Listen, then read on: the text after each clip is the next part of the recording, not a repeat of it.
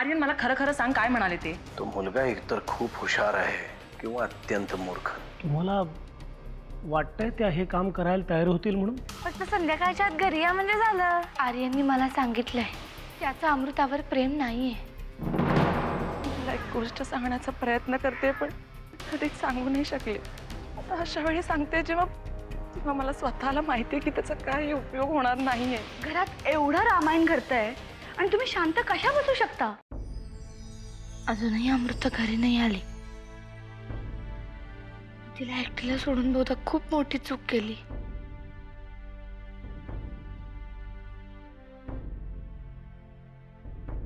जानकी,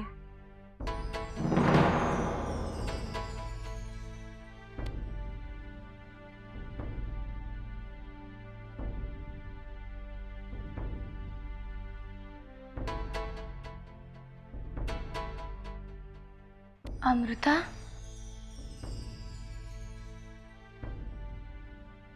काय झालं? तू बोललीस का त्याला?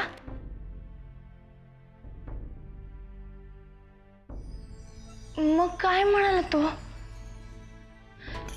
सांग ना. जानकी, तुला भविष्य कळतं का ग? तू काय बोललीस त्याला?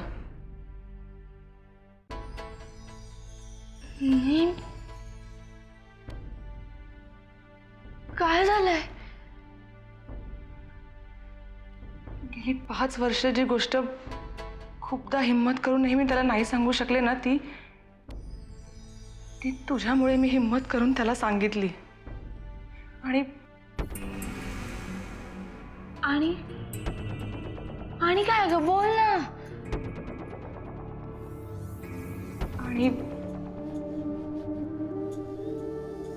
आणि तू मला हो म्हणाला. काय?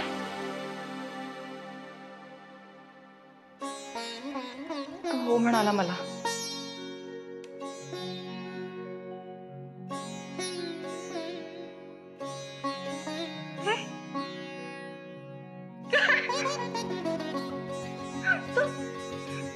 जानकी, जानकी, आर्यन मला हो म्हणालाय. तू खूप ग्रेट आहेस जानकी. तुला माहिती नाही तू काय केलं माझ्यासाठी. जानकी, मी आज खरंच खूप खुश आहे Janaki. Thank you very much Janaki. मला ना काय बोलू तेच कळत नाहीये. आई आई आई आई मी आज खूप खुश आहे. तुला माहिती नाही जानकीने माझ्यासाठी काय केलंय. आई, जानकी ना, जानकी खरंच खूप ग्रेट आहे ग. आज खूप दिवसांनी माझ्या आयुष्यात काहीतरी चांगलं घडलंय आणि ते फक्त जानकीमुळे. आजचा दिवस माझ्या आयुष्यात ना खूप आनंदाचा दिवस आहे. आणि जानकी, जानकी, तुला माहिती नाहीये तू माझ्यासाठी काय केलंयस. तेच सगळं जाऊ देत, पहिल्यांदा मला सांग काय झालं, कसं झालं सगळं. सांगते ना. आधी तू गेलीस तिकडनं, मग आम्ही पण निघालो. ऍक्च्युली आधी ना मला खूप भीती वाटत होती ग, पण मी ठरवलं होतं की नाही, काही झालं तरी आज सांगायचं. आणि मग तुला काय माहिती मी काय बोलणार आहे तुझ्याशी. तुला तर तोंड उघडायची भीती वाटते ना, पण जानकीने या आधीच मला सगळं सांगितलं.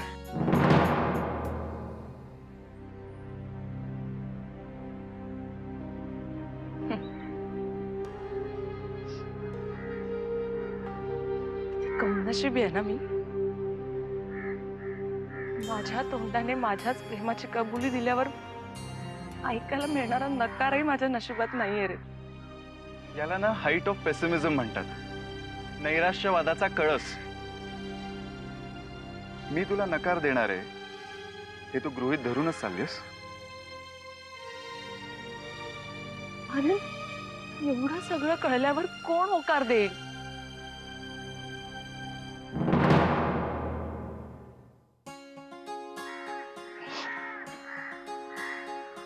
आर्यन,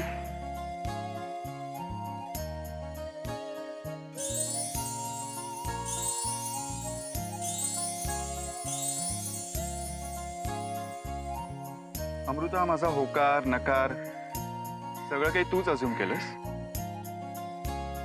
मग मला इथे बोलवलंसच का?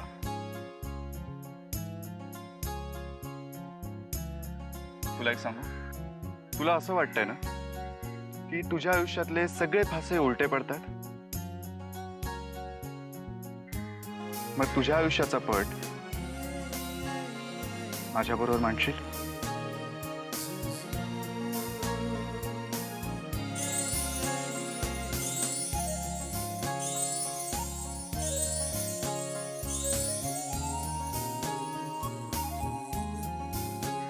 म्हणजे तुझी सुख दुःख आपण दोघांनी वाटून घेऊ.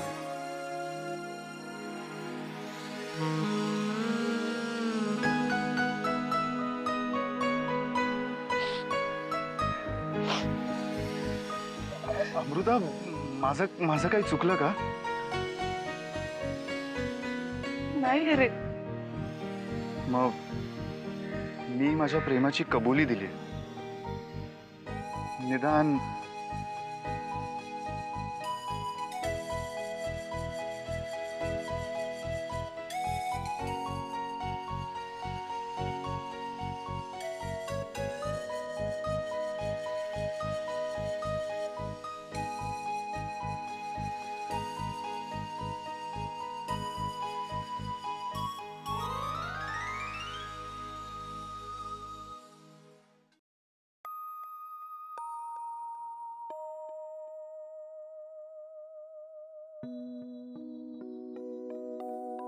जानकी, अगं मी तुला एवढी आनंदाची बातमी सांगितली आणि तुझ्या डोळ्यात पाणी.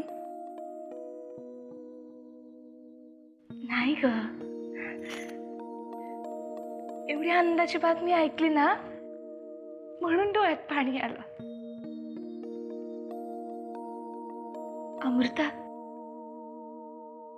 इतकी वर्ष तू ज्या होकाराची वाट पाहत होतीस तो होकार तुला मिळालाय. मी आतापर्यंत फक्त ऐकलंच होतं की एखादी गोष्ट खूप मनापासून मागितली ना तर किती अडचणी आल्या तरी ती आपल्याला मिळते. नाही जानकी, मला माहितीये हे सगळं तुझ्यामुळे झालंय. अगं आर्यनच सारखा सारखा मला सांगत होता की माझं त्याच्यावर किती प्रेम आहे ह्याची जाणीव तू त्याला करून दिलीस. जानकी, अगं आज मला मरण जरी आलं ना तरी मी हसत हसत मरेन. असं नाही बोलायचं जानकी. आज मी खूप खुश आहे ग.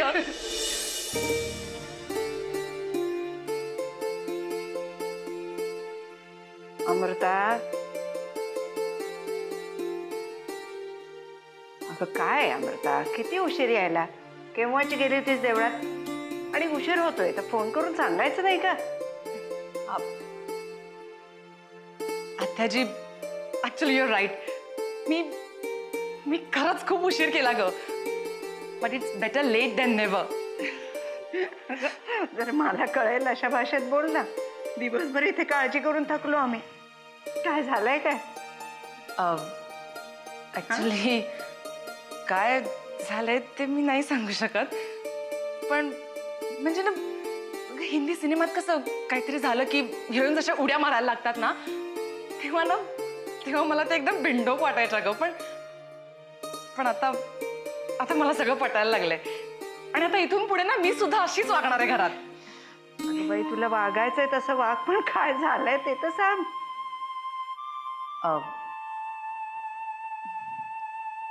काय झालंय ते मी नाही सांगू शकत ग. जानकी सांगेल.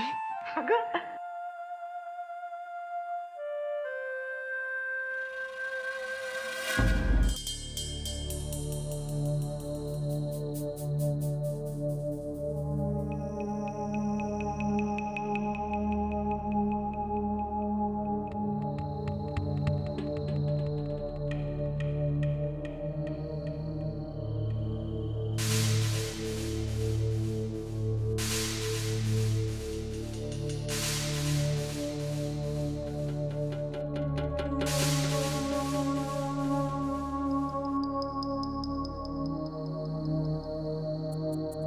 माझा तुझ्यावर पूर्ण विश्वास आहे आर्यन.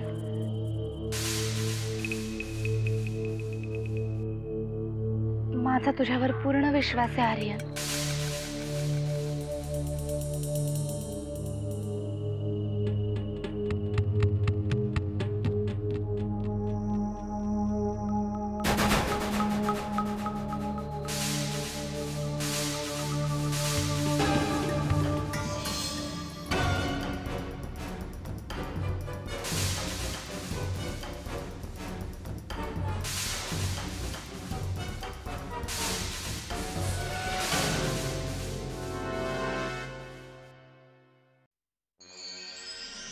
एकटाच बुद्धिबळ खेळत बसलास? तू नाही का एकटीच बुद्धिबळ खेळत? काही सवयी ना रक्तातूनच येतात. बुद्धिबळ खेळणं माझी आवड नाहीये, गरज आहे. बस ना मम्मा. शहर काटशाळचं राजकारण करायचं असेल तर या खेळाकडे प्रॅक्टिस म्हणून पाहावं लागतं. मग मीही प्रॅक्टिसच करतोय असंच समज. राजकारणात यायचा विचार आहे? अजिबात नाही. तुमच्या त्या हाणामारीच्या राजकारणात ना मला काडीचाही रस नाहीये मामा. आणि खरं सांगू मामा, इतर असे भरपूर फील्ड्स आहेत ज्याच्यात तुमच्या राजकारणापेक्षाही जास्त काटशाळचे खेळ चालतात. आर्यन, तुझ्या मनात काय चाललंय? तुझ्या बाबांसारखा नको वागूस. मनात किती वादळ उठलं तरी समोरच्याला थांगपत्ता लागू द्यायचा नाही.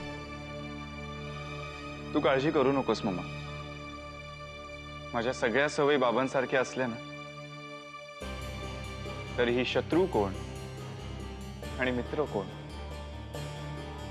हे मी चांगलंच ओळखतो. काय झालं ग? म्हणजे खुश दिसते ती, पण या आनंदाचं काही कारण काय ते कळत नाहीये.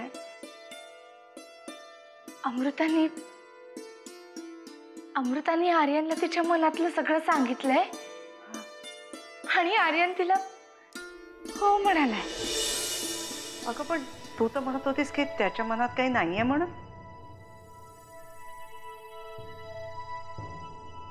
हो, म्हणजे असं त्यानेच मला सांगितलं होतं. काही का असे ना, जे झालंय ते चांगलं झालंय. अगदी नर्मदेच्या मनात होतं तसं झालं बघ. तिची फार इच्छा होती ग आर्यनचं आणि अमृताचं लग्न व्हावं म्हणून. पण सध्याची परिस्थिती पाहता हे जरा कठीणच दिसतंय. पण अमृताचं सुख ह्याच्यातच असेल तर हे होण्यासाठी मी आकाश पाताळ एक करेन. खरंच आत्याबाई, असं होऊ शकतं? का नाही होऊ शकणार? अगं तुझं आणि नरसिंहाचं तरी लग्न होईल असं कुठे वाटलं होतं. पण मी ठरवलं आणि झालं की नाही. तुम्ही ठरवलं आणि म्हणून सगळं झालं? म्हणजे अगं म्हणजे मीच ठरवलं होतं ना की नर्मदाच्या जागी जी कोणी येईल ती नर्मदा सारखीच असायला पाहिजे. आणि बघ ना, अपघाताने तू या घरात आलीस.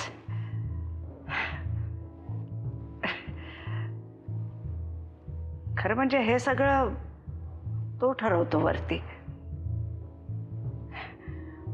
आपण आपलं बघत राहायचं.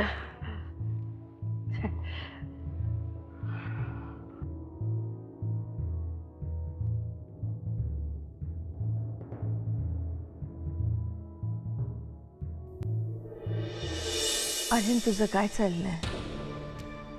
हे बघ, जर का काही प्रॉब्लेम असेल तर मला सांग. आपण दोघं मिळून मार्ग काढू. मदतीचं राजकारण माझ्या बाबांनी कधीच केलं नाही. मग मी तरी का करू? मी जे करणार ते फक्त मलाच ठाऊक. काय म्हणायचंय तुला आर्यन? मामा,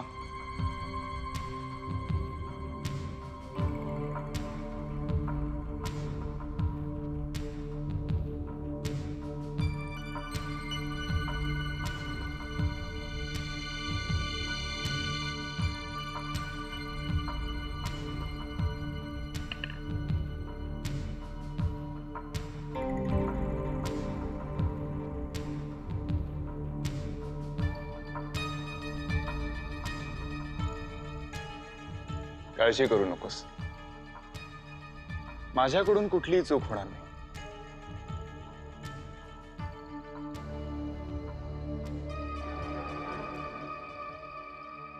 मामा, मी तुला सांगेन, सगळं सांगेन, पण वेळ आल्यावर.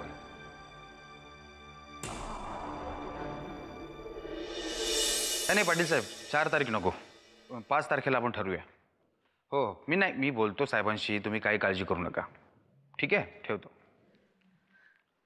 हे वागणीस, पुन्हा कामं जोरात चालू झालेली दिसत आहेत. होय, साहेब पुन्हा जोरात कामाला लागलेत. त्यांच्या सभा बैठका यांच्या तारखा निश्चित करत होतो. वामनराव, तुम्हाला मोरासकर साहेब भेटले होते? भेटले होते, बरीच चौकशी करत होते. तुम्हाला काही बोलले का? बोलले, पण खूपच मोघम बोलले. त्यांच्या तपासाचा रोग कोणाच्या दिशेने हेच कळत नाहीये. आश्चर्य म्हणजे परशु शेठची त्यांनी कसून चौकशी केली. काय परशु ह्या सगळ्या प्रकरणात हिरो आहे, त्याची चौकशी होणारच ना. अच्छा, म्हणजे या प्रकरणाचा नायक कोण आणि खलनायक कोण हे मोरासकर ठरवणार तर? परशुनी आपलं शौर्य सिद्ध केलंय ना या सगळ्यात. वामनराव, तुमच्या बोलण्यात तर कौतुकाच्या ऐवजी असूयेचाच वास येतोय मला. नाही नाही, असूया परशुबद्दल अजिबातच नाही. वामनराव, मी राजकारणातला माणूस आहे. शब्दांमधले चढ उतार आणि त्यामागे दडलेले अर्थ मला चटकन कळतात. मी वकील आहे आणि आमची काही गणितं असतात. वाकणीस, तुम्हाला आठवत असेल तर आपल्याला लहानपणी शाळेत एक विषय होता, शास्त्र. त्याच्यामध्ये बघा, तो लिटमस पेपर असतो की नाही, तो लाल लिटमस कुठल्याही द्रवात टाकला की असा निळसर होत जातो. आठवतंय? विषयांतर होतंय असं नाही वाटत तुम्हाला वामनराव? नाही, अजिबातच नाही. त्यावेळेला तो बदलणारा रंग बघून कौतुक वाटायचं आपल्याला, हो की नाही? आता हे माणसांचे बदलणारे रंग बघून संशय येतो इतकंच. असूया वगैरे काहीच नाही.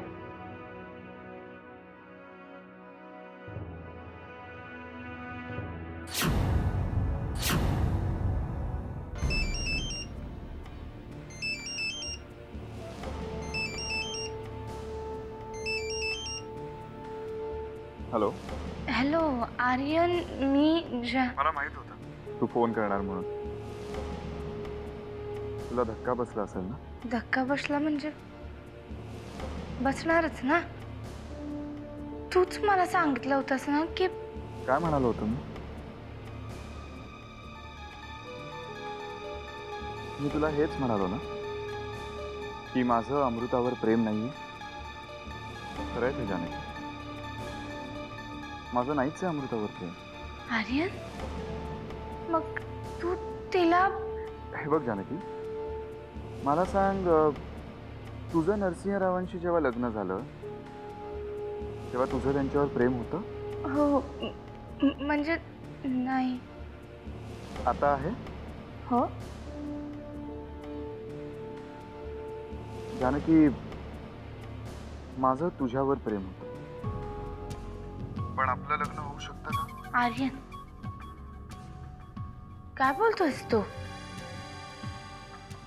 हे बघ जानकी, मला फक्त इतकंच म्हणायचंय की खूप कमी वेळेला 2 व्यक्तींचं एकमेकांवर प्रेम असतं आणि त्यांचं लग्न होतं. पण बऱ्याच वेळेला, म्हणजे अरेंज मॅरेजेसमध्ये तर नवरा बायको एकमेकांना ओळखतही नसतात.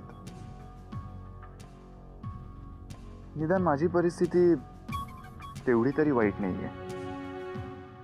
मी जिचा लाईफ पार्टनर म्हणून स्वीकार केलाय तिचं माझ्यावर प्रचंड प्रेम आहे हे मला माहिती. जानकी, मी अमृतावर प्रेम करू शकलो नाही, पण तिला माझ्यावर प्रेम करण्यापासून का थांबवू ना? निदान तिला तरी तिचा आनंद मिळू दे. मला पण तेच हवंय आर्यन. काही झालं तरी अमृता सुखात राहिली पाहिजे. हे बघ जानकी, अमृता नक्की सुखात राहील.